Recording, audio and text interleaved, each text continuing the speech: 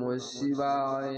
চলতে চলতে আমরা মহাদেব বাবা দর্শন পেলাম। এটা হলো নন্দী মহাকাল মন্দির। নন্দী এখানে মহাকাল রূপে শিবলিঙ্গকে সর্বদাই পাহারায় থাকেন। তারপরে আপনারা দেখতে পাচ্ছেন শিব চতুর্দশী গেটে মহাদেব স্বয়ং বিরাজিত। শিব চতুর্দশী গেটের সামনে দাঁড়িয়ে আছেন মায়ের রূপ ধরে, মা কালীর রূপ ধরে। তারপরে আমরা এবং একটু এগিয়েই আমরা লক্ষ্মী দেবীর দর্শন পেয়ে গেলাম। এখানে লক্ষ্মী দেবীর দর্শন করার পরে আমরা একসঙ্গে অনেকগুলো শিবলিঙ্গ দেখে অনেক ভালো লাগছে। একটু এগিয়ে গিয়ে দেখতে পাচ্ছি নাগরদোলা অনেক খেলনা এসেছে এবার জলপেশ মেলায়। তবে একটি বিষয় আমি আপনাদের কাছে উল্লেখ করব, এখানে দেখতে পাচ্ছেন স্টিমারও চলছে জলের মধ্যে।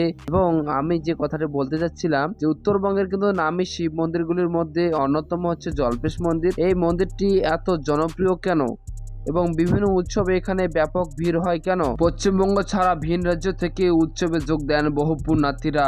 শিবরাত্রিতে ভক্তদের ভিড় সামলাতে বিশেষ ব্যবস্থা নিতে হয় প্রশাসনকে।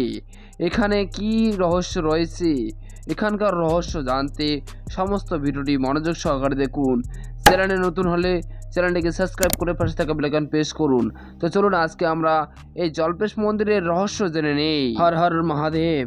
প্রিয় দর্শক বিন্দু, এই মুহূর্তে আমরা জলপেশ মন্দিরের মেন গেট দিয়ে প্রবেশ করব। আপনারা দেখতে পাচ্ছেন মেন গেটের দুই সাইডে দুটি হস্তি রয়েছে এবং সবার উপরে মহাদেব বাবা বসে রয়েছেন। আমরা মেন গেটের ভিতর দিয়ে প্রবেশ করেই তারপরে দ্বিতীয় নাম্বার গেটে এসে উপস্থিত হলাম। এখানে আপনারা দেখতেই পাচ্ছেন উপরে মহাদেব বাবা বসে রয়েছেন, তার দু সাইডে দাঁড়িয়ে রয়েছে। তারপরে আমরা গেটের সাইডে যে গেট রয়েছে সেই সাইডের গেট দিয়ে প্রবেশ করব। এখানে যারা শিবের মাথায় বা শিবলিঙ্গে জল ঢালবেন তাদের প্রবেশপত্র 100 টাকা রয়েছে। আপনাদের 100 টাকার টিকিট কেটে তারপরে এখানে ঢুকতে হয়। তো আমরা এই মুহূর্তে চলে এসেছি জলপেশ মন্দিরের ভিতরে। জলপেশ মন্দিরের ভিতরটা আপনারা দেখতেই পাচ্ছেন কত সুন্দর একটা পরিবেশ সৃষ্টি করছে। এখানে আসলে সত্যি মনটা ভালো লাগে এবং মনে একটা আনন্দ উৎসব হয় যে আমাদের মহাদেব বাবা মনে হয় এখানে স্বয়ং রয়েছে, এরকম একটা অনুভূতি হয়। এখানকার যে রহস্য নিয়ে আজকে আমি আলোচনা করব। অবশ্যই আপনারা সম্পূর্ণ ভিডিওটি দেখবেন। চ্যানেলে নতুন হলে চ্যানেলটিকে সাবস্ক্রাইব করে রাখবেন। আজকে আমি আপনাদেরকে যে দৃশ্যগুলো দেখাবো, যে রহস্যের কথাগুলো বলবো, সেই রহস্যগুলো আগে হয়তো আপনারা কখনো শুনেননি। আপনারা যদি এই রহস্যগুলো শুনেন সত্যি আপনারা অবাক হয়ে যাবেন। সম্মানিত প্রিয় দর্শক বিন্দু, প্রথম পর্বে আমি নদীর এপারে দৃশ্য দেখিয়ে দিয়েছি। এবার দ্বিতীয় পর্বে আমি আপনাদেরকে দেখাচ্ছি নদীর এপারের দৃশ্য। নদীর এপারে কি কি রয়েছে সমস্ত দৃশ্য আমি আপনাদেরকে দেখাবো। এখন আপনারা দেখতে পাচ্ছেন এখানে বিরিয়ানির দোকান। এই বিরিয়ানির দোকানে প্রত্যেকটি প্লেট 100 টাকা করে নেওয়া হয়। যদি আপনারা বিরিয়ানি খেতে চান এখানে খেতে পারেন।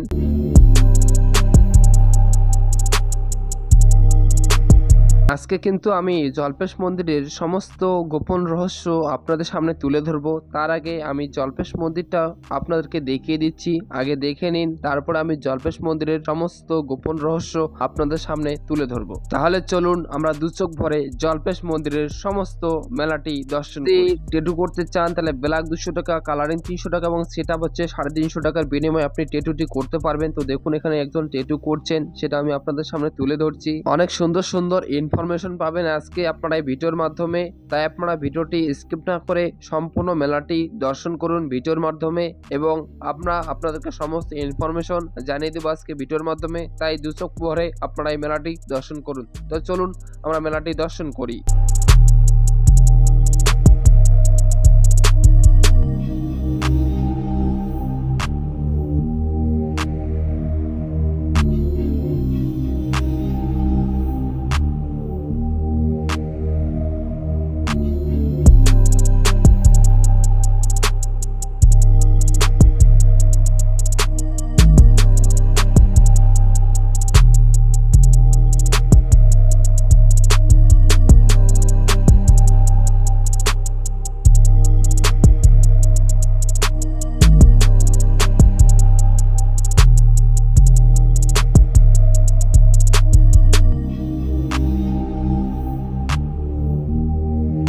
প্রশাসনের পক্ষ থেকে এই ভাইটিকে বলল যে এখানে মেলায় বাইক নিয়ে আসা যাবে না, বাইক নিয়ে আসলে জনগণের যাতায়াত প্রবলেম হয়, তাই তুমি বাইক এদিকে আনবে না, ওইদিকে নিয়ে গিয়ে স্ট্যান্ড করে রেখে দাও।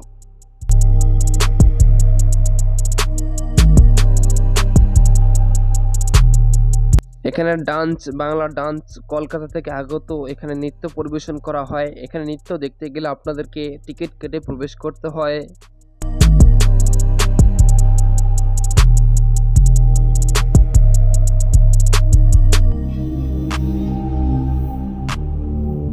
প্রিয় দর্শক বিন্দু, আমরা এবার চলে যাচ্ছি নাগরদোলার দিকে। আপনারা কারা কারা নাগরদোলায় চড়তে ভালোবাসেন, নৌকায় চড়তে ভালোবাসেন, ট্রেনে চড়তে ভালোবাসেন, বোটে চড়তে ভালোবাসেন, অবশ্যই কমেন্টে জানাবেন।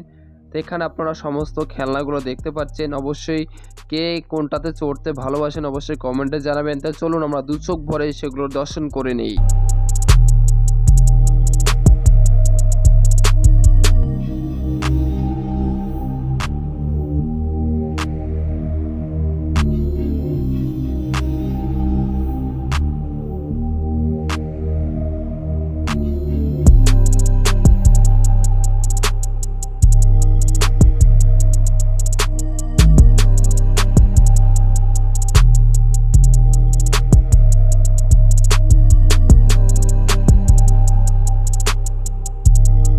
জলপেশ মেলায় অগ্নি নির্বাপন বিভাগ অর্থাৎ ফায়ার ব্রিগেডও চলে এসেছেন। তারপরে দেখতে পাচ্ছেন এখানে পুলিশ বিভাগও রয়েছে অর্থাৎ প্রশাসন রয়েছে। তারপরে দেখতে পাচ্ছেন কেউ অসুস্থ হলে স্বাস্থ্য বিভাগও রয়েছে।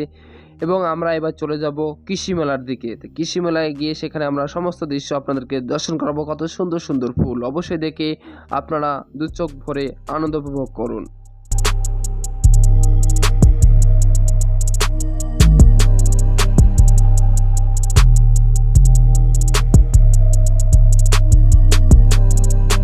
সম্মানিত প্রিয় দর্শকবিন্দু, আমি প্রথম পর্বে আপনাদেরকে বলেছিলাম যে জলপেশ মন্দিরের গোপন রহস্য সম্পর্কে আপনাদেরকে জানাবো। তো সেই সম্পর্কে আমি আপনাদেরকে আজকে এখন এই মুহূর্তে জানাচ্ছি। তো এই জলপেশ মন্দির কিভাবে এখানে স্থাপিত হয়েছিল, কে স্থাপন করেছে এবং এখানে যে শিবলিঙ্গকে পূজা করা হয় এই শিবলিঙ্গ কিভাবে স্থাপিত হয়েছে সে সম্পর্কে সম্পূর্ণ বিস্তারিত আজকে আমরা আলোচনা করব। এই জলপেশ মন্দিরের গর্ভগৃহের প্রবেশ মূল্য 100 টাকা। পূজা ছাড়া বাকি সময়গুলোতে 20 টাকা করে নেওয়া হয়। এটি হচ্ছে টিকিট ঘর। এখানে টিকিট কেটে তারপরে গর্ভগৃহে প্রবেশ করতে হয়।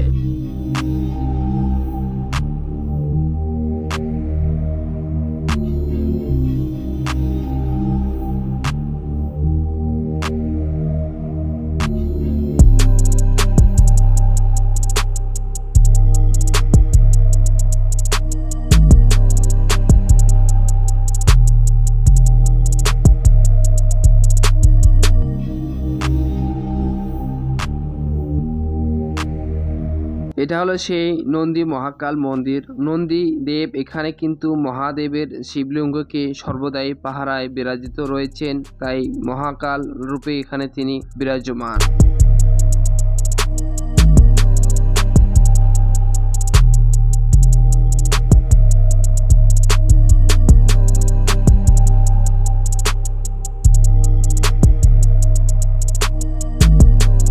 পুরাণ মতে এই মন্দিরটি অত্যন্ত প্রাচীন মন্দির। মন্দিরটি প্রতিষ্ঠা করেছিলেন প্রাগ জ্যোতিষপুরের জল্প রাজা। জল্প এখানে দেবাদিদেব মহাদেবের আরাধনা করে মহাদেবকে দর্শন করেছিলেন এবং মহাদেবের কাছে বর চেয়েছিলেন যেন তার নাম অনুসারে দেবাদিদেব মহাদেব এখানে বিরাজমান হন। সে থেকে মহাদেব এই মন্দিরের মহাদেব বা শিব জল্পেশ্বর রূপে পূজিত হয়ে আসছেন। জল্পেশ মন্দিরের অবস্থিত শিবলিঙ্গটি হলো জল শিবলিঙ্গ, অর্থাৎ শিবলিঙ্গ এখানে গর্তে অবস্থান করেন, যাকে অনাদিও বলা হয়। উত্তরবঙ্গের নামী শিব মন্দিরের মধ্যে অন্যতম হচ্ছেন জলপেশ মন্দির। জলপাইগুড়ি জেলায় এই মন্দির অবস্থিত। প্রতি বছর শ্রাবণ মাসে ও বিভিন্ন উৎসবে এখানে ব্যাপক ভিড় হয়। এ রাজ্য তো বটে, ভিন রাজ্য থেকেও উৎসবে যোগ দেন বহু পুণ্যার্থীরা। শিবরাত্রিতে ভক্তদের ভিড় সামলাতে বিশেষ ব্যবস্থা নিতে হয় প্রশাসনকে। এখানকার শিবলিঙ্গ গর্তের মধ্যে থাকেন, তাকে বলা হয় জল শিবলিঙ্গ বা অনাদি। আছে এই শিবলিঙ্গ এই মন্দিরটি ভ্রমরী শক্তিপীঠের সঙ্গে জড়িত। এই জলপেশ মন্দিরটি জলপাইগুড়ির ময়নাগুড়ি থেকে প্রায় 8 কিলোমিটার দূরে এই মন্দিরটি অবস্থিত। কাছেই বয়ে গিয়েছে জরদা নদী। সারা বছর এখানে উৎসব লেগেই থাকে, তার মধ্যে মহাশিবরাত্রি এখানকার প্রধান উৎসব। এই জলপেশ মন্দিরটি সপ্তদশক দশকে তৈরি হয়েছিল।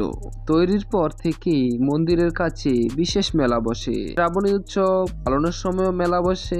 তার মধ্যে মহাশিবরাত্রির সময়ও অনেক জমজমাট একটা মেলা বসে। তবে মহাশিবরাত্রির মেলাকে এ রাজ্যের প্রাচীন মেলাগুলির মধ্যে অন্যতম বলা হয়। ওই সময় কয়েক লক্ষ লোকের সমাগম হয়ে থাকে এই জল্পেশ মন্দিরে। একটা সময় ডুয়ার্স ছিল ভুটানের অংশ। সেই সময় ময়নাগুড়িকে কেন্দ্র করেই পাহাড় থেকে সমতল ব্যবসা করত। সেই সময় জল্পেশের মেলার জনপ্রিয়তা আরো বেশি ছিল, এমনকি মেলায় হাতি পর্যন্ত বিক্রি হতো। আজ ভুটান তো বটেই, নেপাল, বাংলাদেশ, বিহার, অসম সহ বিভিন্ন রাজ্যের বাসিন্দারাও এই মেলায় যোগ দেন। বাংলার সুপ্রাচীন মন্দির যার সঙ্গে জড়িয়ে রয়েছে গোরখনাথ, এমনকি মহর্ষি কপিলাচার্যের স্মৃতি। কথিত আছে জল্পেশের মন্দির নিয়ে কুচবিহারের রাজাদের সঙ্গে জলপাইগুড়ির রাজাদের বিবাদ ছিল। কুচবিহারের মহারাজা নরনারায়ণের পিতা বিশ্ব সিংহ 1524 খ্রিস্টাব্দে এই মন্দিরটি তৈরি করিয়েছিলেন। ফির 1563 খ্রিস্টাব্দে তিনি মন্দিরটির পুনর্নির্মাণ করান। তার 1 শতাব্দী পর কুচবিহারের মহারাজা প্রাণ নারায়ণ 1663 খ্রিস্টাব্দে এই জল্পেশ মন্দিরের পুনর্নির্মাণ করান। কুচবিহারের মহারাজ লক্ষ্মী নারায়ণের রাজত্বকালে জলপাইগুড়ির রাজবাড়ি কোচ রাজবংশের বর্ষতা স্বীকার করতে অস্বীকার করে। জলপাইগুড়ির রাজা মহিদেব রায়কত স্বাধীনতা ঘোষণা করেন। তারপর থেকেই জল্পেশ মন্দিরটি জলপাইগুড়ির রাজা বা বৈকুণ্ঠপুরের রাজবাড়ি বা রায়কতের তত্ত্বাবধানে ছিল। 1899 খ্রিস্টাব্দে 30 জানুয়ারি রাজা যোগেন্দ্র দেব রায়কতের স্ত্রী রানী জগদেশ্বরী দেবী মন্দিরটি পুনঃপ্রতিষ্ঠা করেছিলেন। তারপর থেকেই জলপাইগুড়ির রাজা মন্দিরের দেখাশোনা বা রক্ষণাবেক্ষণের দায়িত্ব নিয়েছিলেন। মন্দিরের পাশে রয়েছে একটি বিশাল পুকুর। মনে করা হয় একসময় এই পুকুরে জল দিয়েই মন্দিরের পূজা অর্চনার কাজ করা হতো। মন্দির প্রাঙ্গণে রয়েছে একটি প্রাচীন বৃক্ষ। কথিত আছে এই বৃক্ষে সুতো বেঁধে মনস্কামনা করলে সেই মনস্কামনা পূর্ণ হয় এবং যে ভক্ত মনস্কামনা করে মহাদেবের এই জল শিবলিঙ্গে জল অর্পণ করবেন তার মনস্কামনা পূর্ণ হবে। সম্মানিত প্রিয় দর্শকবৃন্দু, এই ছিল জল্পেশ মন্দিরের গোপন রহস্য। এই রহস্য সম্পর্কে আপনারা যদি আগে থেকে জেনে থাকেন তাহলে অবশ্যই কমেন্টে বলবেন। যদি জেনে না থাকেন, যদি আজকে প্রথম শুনলেন, তাহলে অবশ্যই আপনি কমেন্টে জানাবেন এবং হর হর মহাদেব বলে অবশ্যই লিখে দেবেন। সম্মানিত প্রিয় দর্শকবৃন্দু, আজকে এই জল্পেশ মন্দিরের রহস্য শুনে আপনাদের কেমন লাগলো অবশ্যই কমেন্টে জানাবেন। আজকে আমি এখানেই সমাপ্ত করছি। আবার নতুন নতুন তীর্থস্থান বা তীর্থধাম দর্শন করতে চ্যানেলটিকে সাবস্ক্রাইব করে রাখুন এবং ভিডিওটিকে শেয়ার করে দিবেন অন্যদেরকে, অন্যরা যেন জানতে পারে এই জল্পেশ মন্দিরের রহস্য। প্রিয় দর্শকবৃন্দু, অবশ্যই চ্যানেলটিকে সাবস্ক্রাইব করে না থাকলে চ্যানেলটিকে সাবস্ক্রাইব করে রাখবেন। হরে কৃষ্ণ।